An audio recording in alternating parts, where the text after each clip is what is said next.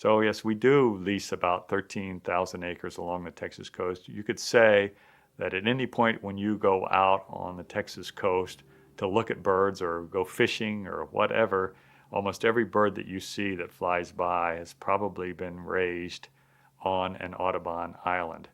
There's nobody else that's really doing that type of work to the extent that we have for such a long period of time. And I think that certainly gives credit to the organization for sticking with this protection effort for such a long period of time. We're almost up to 100 years of Audubon consistently having paid staff in Texas. What that does say is that we've seen that Texas is a really important state, and there are some really important issues here that we need to be involved in. Probably Sundown Island in Matagorda Bay it's on the Central Coast, one of the most interesting. It is not a natural island. It was an island that was formed during the construction of the Intracoastal Waterway. It's right out in the middle of Matagorda Bay, so it gets beat on all sides by wave action. Not being a natural island, it's pretty loose in its foundation because it doesn't have a good solid clay foundation, so it wouldn't and doesn't take much to reduce the size of that island in size.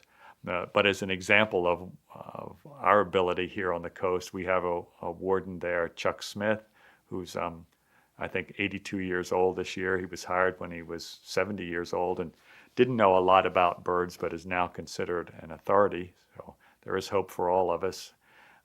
And he has been able to work with all of the agency folks along the Texas coast, Fish and Wildlife Service, Corps of Engineers, particularly the Corps of Engineers, to continue to have this island reinforced and protected and have what we call beneficial material put on the island now from dredging the intercoastal waterway. And those waterways have to be dredged probably in some cases 2 times a year, depending on what the currents are like. So Chester has been able to always have new material put on his island, and when we started managing it in about 1986, it was eroding rapidly, and it was down to probably about 30 acres. Now it's up to about 72 acres, and it is one of the largest colonial waterbird colonies on the Texas coast with, I think, we have about 18, 19 species of birds that nest on that island. The reason that they're there, obviously, is when Chester's creating these islands, he's creating habitat for specific species of birds, like habitat for skimmers, habitat for royal and sandwich terns, habitat for Caspian terns. He's planting trees for all of the long-legged wading birds that like to nest up off the ground. He's got habitat for brown pelicans. He's creating nesting platforms for brown pelicans, and there were no records of brown pelicans ever nesting on man-made structures before, and now he's got all of his brown pelicans nesting on these man-made structures. Of course, they're safer. It's cooler up there when you're up off the ground, and they're very successful.